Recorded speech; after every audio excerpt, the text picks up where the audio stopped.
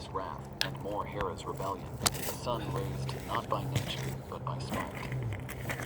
His battle with Zeus also shifts, depending on the source. Hesiod describes a direct confrontation. Zeus unleashes his lightning bolts, and Typhon is crushed, his body buried beneath the earth. There is no moment of doubt, no stumble, only Zeus's triumph. Yet in Apollodorus's Bibliotheca, the tale is darker. Here, Typhon actually defeats Zeus, tearing the sinews from his body and imprisoning him in a cave guarded by Delphin.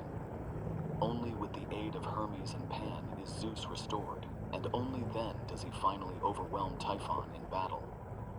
These variations reveal something rare. In some traditions, the king of the gods could be beaten, if only for a time. Other writers blurred the line between Typhon and the giants, the enemies of the Olympians in the Gigantomachy. To them, he was not a separate foe, but one of many born to challenge Zeus. Later poets, like Nonnus, stretched the battle into an epic of cosmic scale, describing whole landscapes torn apart in the struggle, as though the very world itself was caught in their war. As centuries passed, Typhon moved beyond mythology into symbolism. To philosophers and allegorists, he became more than just a monster. He was a metaphor. To some, he represented the destructive side of nature, the storms, quakes, and volcanic eruptions that tore apart human lives without warning.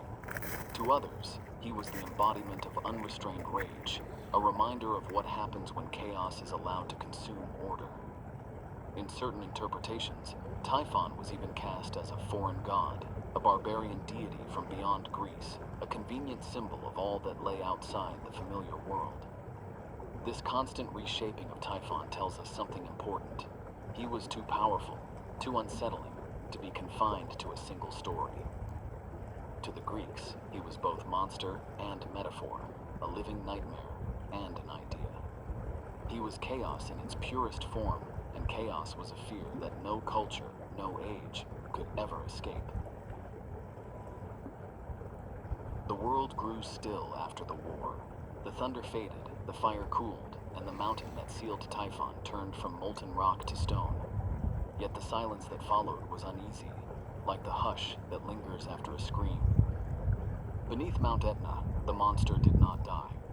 His body lay broken, but his breath remained, trapped, seething, and waiting.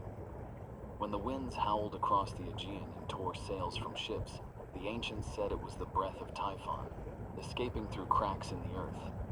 The gentle breezes, the anemoi, were Zeus's gift. But the violent tempests, the gales that shredded masts and dragged ships into whirlpools, were Typhon's offspring, born of rage and confinement. In the valleys of Sicily, the ground trembled beneath farmers' feet. They claimed it was the monster shifting in his sleep, his coils wrapping tighter in the dark. Offerings of wine and bread were left at the mountain's base, not in worship, but in fear, a plea for him to stay asleep just one more day. Every earthquake, every eruption, every storm at sea was said to be his vengeance reaching upward. But Typhon's legacy was not buried entirely. Through his union with Echidna, he fathered the monsters that haunted every corner of Greek myth. Each bore a spark of their father's defiance, a fragment of the storm he left behind. Heroes rose to slay them, but even in their triumphs, they could not destroy what Typhon represented. His spirit lived on in every challenge that tested gods and mortals alike, the eternal struggle between order and chaos, between the heavens and the deep. The Egyptians called him Set, god of deserts and storms. Others saw him as the storm itself, not a creature, but an idea, a force that rises whenever arrogance reaches too high, whenever creation forgets its foundation. Typhon's legacy, then, is not just that of a monster who was defeated. It is that of a terror never fully silenced, a warning carved into myth that chaos cannot be erased, only